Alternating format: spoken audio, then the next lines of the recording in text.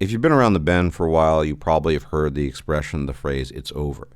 It's a phrase you'll hear fairly frequently, particularly in so-called black-pilled or incel circles, and that has certain connotations. Obviously, when somebody says, in this context, "it's over," they don't mean that the film is over or that your work is over. They mean something very specific.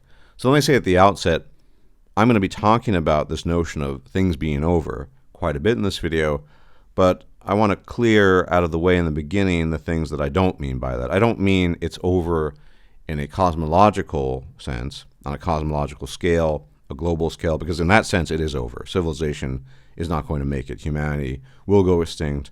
Everything will eventually fail. That's fairly obvious. Now we're talking about the more mundane sense of things being over. And usually, when individuals bring this up and talk about things being over, what they mean is it's over in a romantic sense, which is to say, said individual, said male, will almost certainly, in the eyes of the people who are saying it's over, fail when it comes to romantic matters. And that may or may not be true.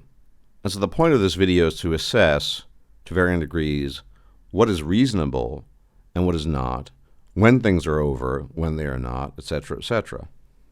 So I think there's a broad spectrum with which you can view these things. And let's start with the spectrum of conventional notions of romance, dating, attraction. Sure, there are certain instances in which case it's pretty much over in any conventional sense. So for example, a 5'4" guy with an ugly face who's fat, it's over for him. Unless he has lots of money, and even then, he wouldn't be able to garner genuine interest from females, it's over for him, in all likelihood. But it's only over for him in the sense of mating and dating.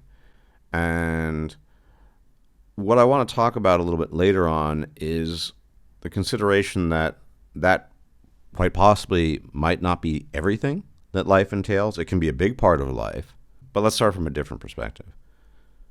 A lot of what people see these days is due to arguably overexposure to the internet. You have to understand, if you're older, you might remember a time when these things were not constantly being blasted in your face.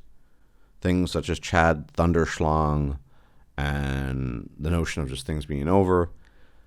You only really got to see a little itsy-bitsy bit of what is really going on in the world. But these days, it's very visible. You go online, Instagram, YouTube, you name it, and you will see certain things that otherwise you might not have seen back in the day. And it's undeniable that this has led to certain changes in the mating dating market, obviously, but also in terms of the perception of individuals who are looking at all this like a spectacle. Because when individuals say it's over, they mean it's over with respect to individuals who don't have the attributes that they see online on a constant basis. You know, the Chads of the world, as it were. And in some sense, that is a bad precedent, which is to say, back in the day, although it would occasionally happen, not everyone looked at the cream of the crop, the most genetically blessed people, and thought that is the only form of existence that's plausible or worthwhile living.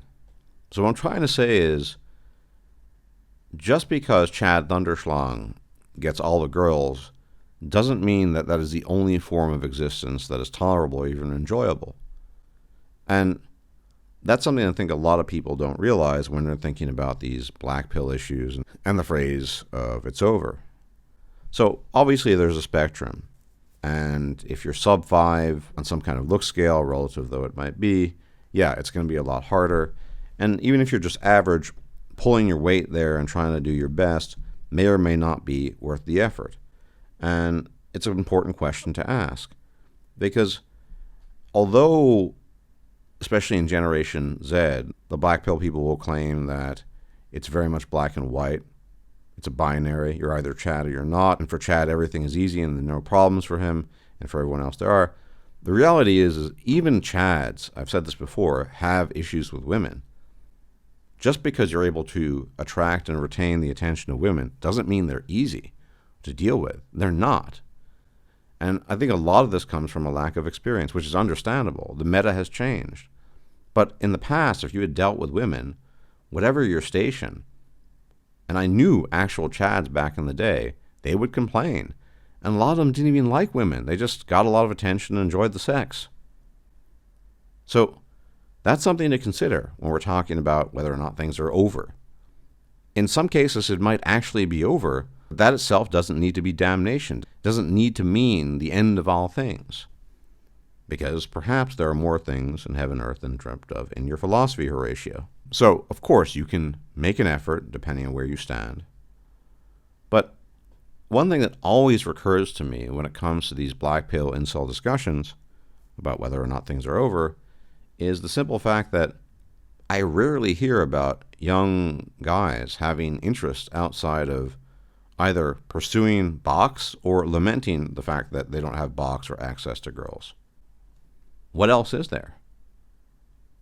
To the extent that they do have these interests, they're very much subordinated to this overarching ideology. And it is an ideology. Whether or not you are receiving acknowledgement from women and it becomes your major MO, your modus operandi in life, it can be pretty destructive. And of course, I understand for young men who never had a lot of attention from women, it makes sense. But if in fact it is over, as is often claimed, why not simply pursue other things? Because you really have to think about it. Let's say you were transposed to Chad Thunderschlong. What would you do with that? Do you really think you would enjoy it? Maybe you would. You don't know that. You simply don't know that. It seems desirable because it's something that you don't have. To people who don't have certain things, things they don't have seem desirable. And that's a universal. And ultimately what I'm trying to drive home is the distinct lack of discussion in Generation Z, black pill, incel circles about things or interests outside of women. It's either gym max, looks max, bucks max, whatever it might be, so you can acquire some female, with no discussion of anything else. I never see discussions about history or science or sport outside of doing sport for the sake of looking good. That's all these discussions are ever about. And I get it. It is an important part of life, for some people at least. But it seems to me that a lot of these guys who potentially could be investing energy in other things are wasting a lot of time obsessing with things that, frankly speaking, were not meant to be. And what do I mean by that? Not everyone has gifts, right? Some people have gifts of all sorts and other people have no gifts whatsoever. Most of us fall somewhere in between. But given that reality of falling somewhere in between, why would you pursue something that is not meant for you in some sense? So for example, if you're not a fast person, say you don't run fast, why would you lament not being a world-class sprinter? Now, of course, I get it. It's different since everyone has these mating and dating instincts. It's biology. But even granting that it's instinctual, much more so than many other things, I think the analogy still holds. If you have no artistic skill whatsoever, are you going to spend your life lamenting the fact that you're not an artist and probably never will be? What if you have no mathematical skill? You might wish you could be an engineer, but are you going to spend all your day thinking about how you sucked at calculus and how engineering eludes you? No.